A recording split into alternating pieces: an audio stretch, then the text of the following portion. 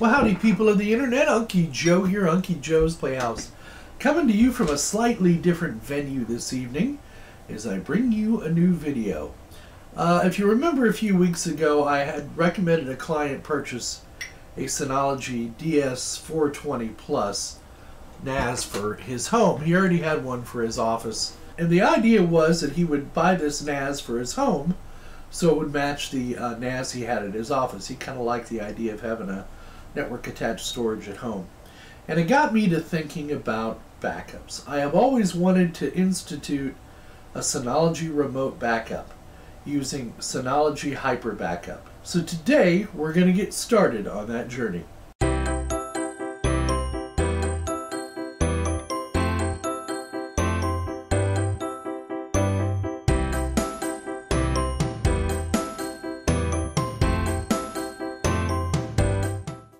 Now, this is the Synology NAS that I've set up for a client, and in my stupidity decided to go ahead and use their used 2 terabyte hard drives. Now, I went ahead and talked to the customer and talked him into installing 4 new 10 terabyte drives and using this as an offsite backup for their main company.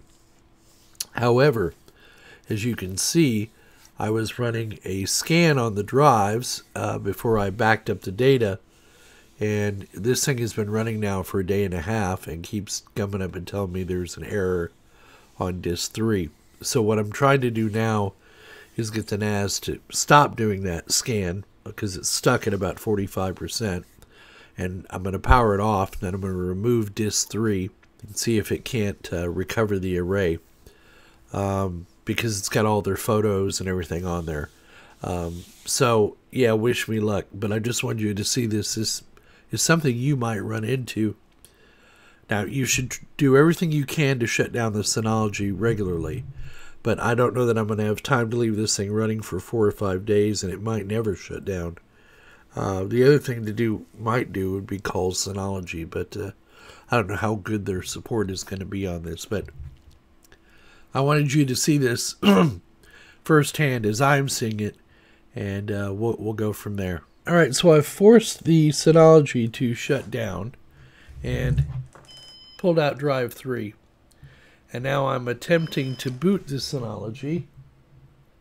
And if that works, then what I'm going to do is back up all the data off of this thing. And we'll wait till the new drives come in. Then try that, but you can hear it. You can see how clearly I've got drive 3 pulled out on it. So I'll let you know how that works out here in just a second. So I've been able to log into the unit, and as you can see, the volume status is degraded. I should be able to go in now. Yeah. And I should be able to get some data off of these. Hopefully these are all shares. Let me see. Yeah, these are all shares. So, yeah, I'm going to go get the data off of these and copy it safely onto my system. And then we'll come back and I'll let you know how successful that was. And then we'll just have to simply wait until the 10 terabyte drives come in, and we'll redo the Synology from scratch. So let's get the box open.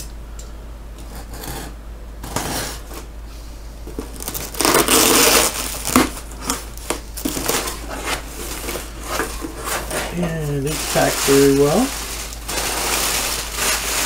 Actually, really good. That's how they pack them. Yeah.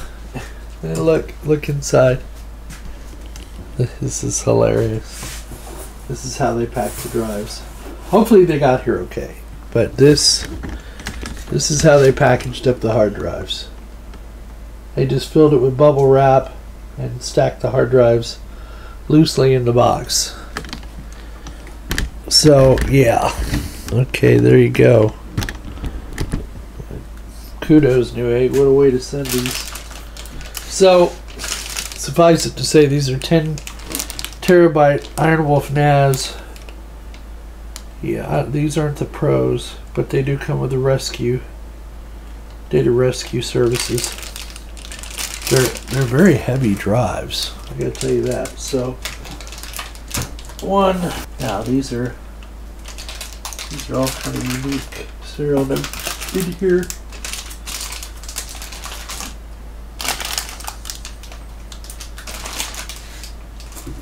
All right, let's get the box out of here. So there you go. Go ahead and get them out of their packaging. I'm gonna cut these at the side.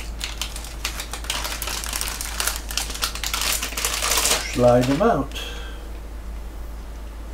They're big drives, let me tell you. I mean, big as in heavy.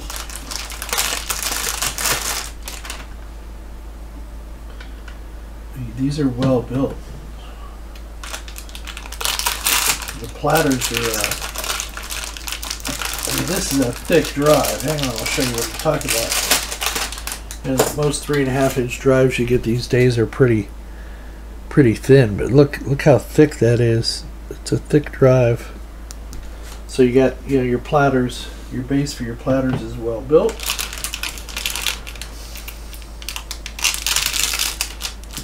And some people prefer Western Digital. I'm a Seagate guy. Hey, what can I say? The drive that's failing on this Synology NAS is not a Seagate.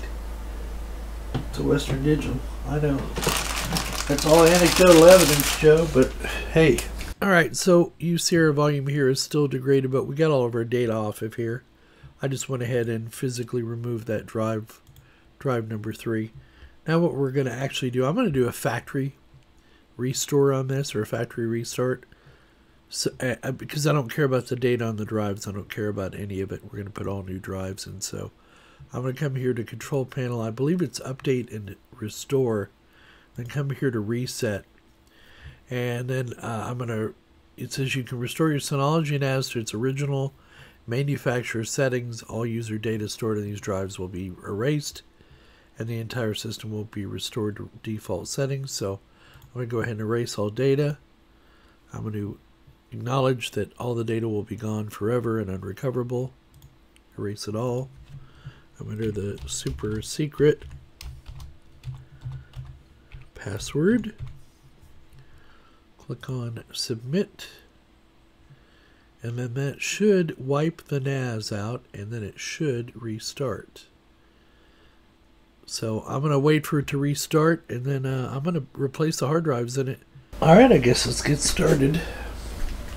I'm going to go ahead and power this thing off. It's already rebooted, so what I want to do now is power it off. So we'll wait for however long that takes. Now, while that's doing that, I'm going to go ahead and take this drive out. And lo and behold, what is that? I think that's a Western Digital red.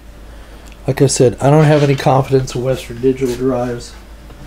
That's me. This drive's going to get a big red X put across the top of it, so we know it's defective. And it's going to get removed here from use. All of these drives are. Just lift up on the bottom. I thought, oh, they're all locked. So there's a now this is a brand new NAS aware drive, so we'll save this. Save this drive. Now to take these off, all you do is on the side here you pull these little brackets to the side like so.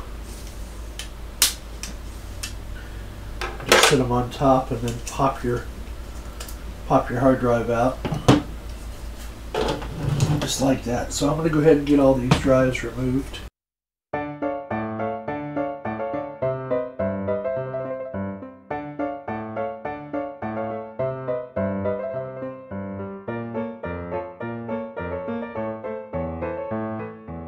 Wow, I wish you could feel how heavy these drives are. So I'm going to go ahead and drop my drives in.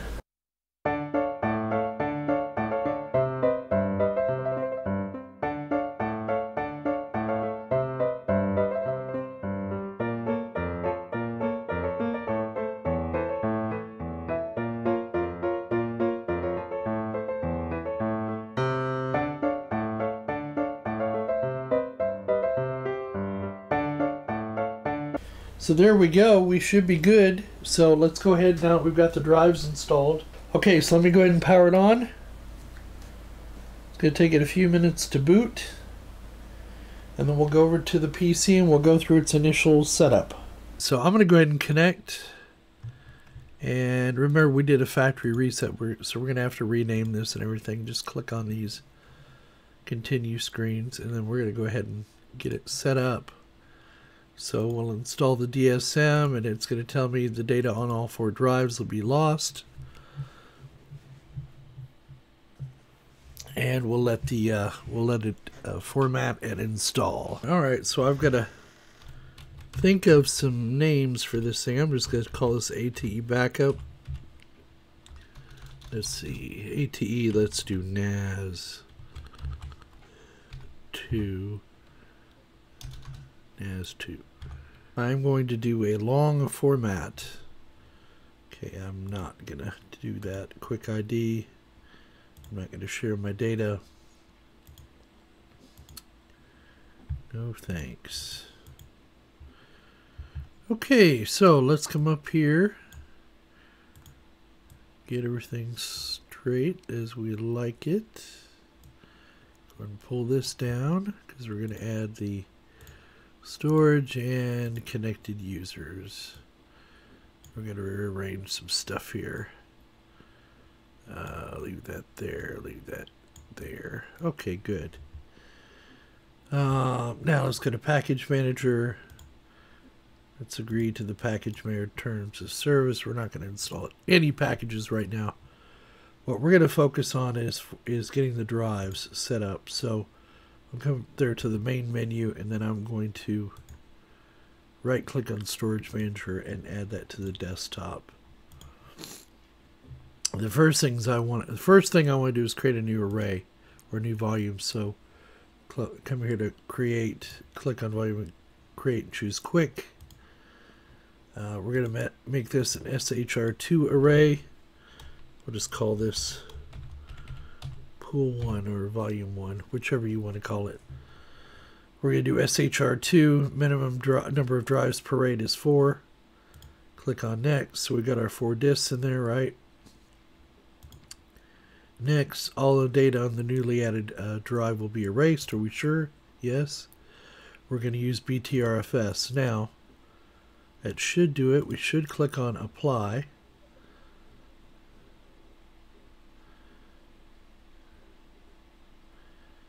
And it's creating our file system. So we'll get about 17 terabytes of storage space out of this. Since we have so much storage space, 40 terabyte potentially, I would rather err on the side of caution. Okay, so it's creating our parity consistency now, and we'll let that run. So let's see if it sees these as Seagate Iron Wolf drives.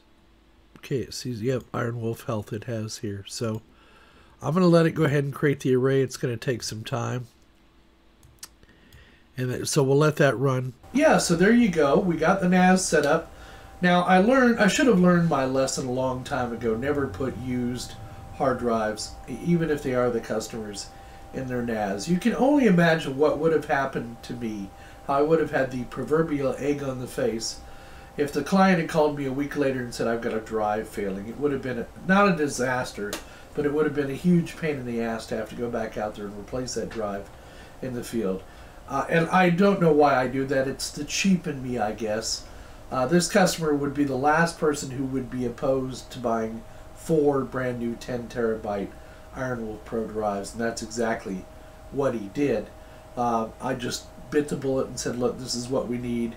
And am I going to regret putting him in an SHR2 array? Probably not. I would rather have the redundancy of 2 drives than 1 in this kind of environment, because it is the customer's client backups from his main site. So there you go, YouTube. We hope you found the video entertaining and informative as always. Please give us a thumbs up down below if you liked the video. Leave your comments down in the comments section. Donate if you're so inclined. We accept PayPal, Patreon. It helps to put money into the channel to help me keep it going, to buy new equipment, to buy stuff to review, that kind of thing. So it's always greatly appreciated. And please don't forget to come back and see us again. And don't forget, we'll see all of you on the other side.